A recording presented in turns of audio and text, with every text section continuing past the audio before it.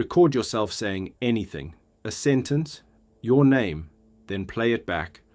And there it is, that little flinch, that do I really sound like that? You're sure the recording is wrong, the microphone's bad, something got distorted. It didn't, that thin, strange, slightly higher voice coming out of your phone. That's not the glitch, that's you. That's the voice every single person in your life has heard every time you've ever spoken.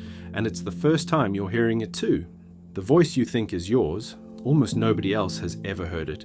Here's what's actually going on. You don't hear your own voice one way, you hear it two ways at once. The first is the way you hear everyone else. Sound leaves your mouth, travels through the air, into your ears. That's the version a recording captures. But when you speak, there's a second path. The sound also travels inward, vibrating through the bones of your skull, straight into your inner ear, and bone carries low frequencies beautifully. So those vibrations add a layer of deep, warm bass that no one around you can hear. A private bottom end mixed into your voice only inside your own head. So the voice you've listened to your whole life is richer, deeper, and fuller than the real thing. It's a remix only you get to hear. Then you play a recording and the bass is gone. Just the thin, airborne version is left, and your brain goes, "That's not me. That's not the voice I know."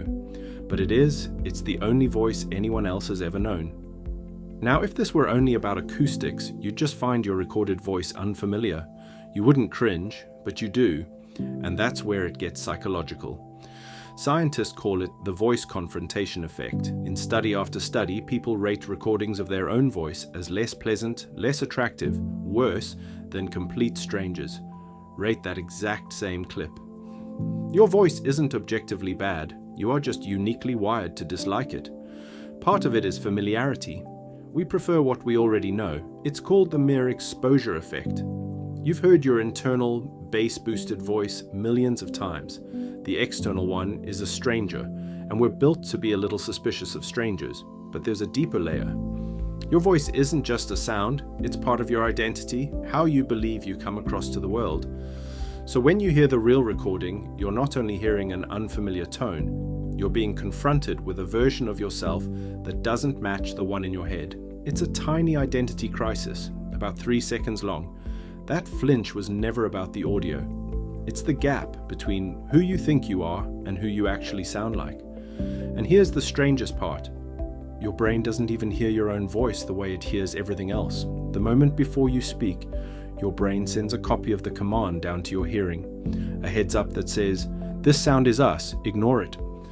It's the same trick that stops you from tickling yourself. Your own voice is predicted, partly cancelled, filed away as background, because it's you. So a recording strips all of that away.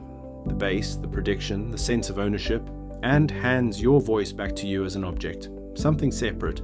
Something you have to judge from the outside for the very first time, the way everyone else always has. So the takeaway is oddly freeing.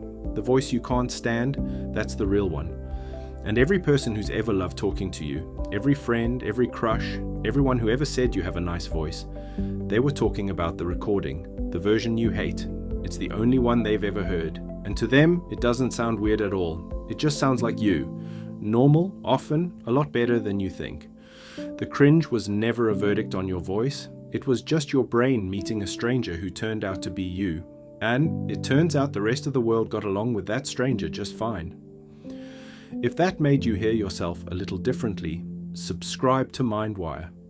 There's a new one every week, and every single one does exactly this. Takes something you do without thinking and shows you the strange machinery underneath. That's Mindwire.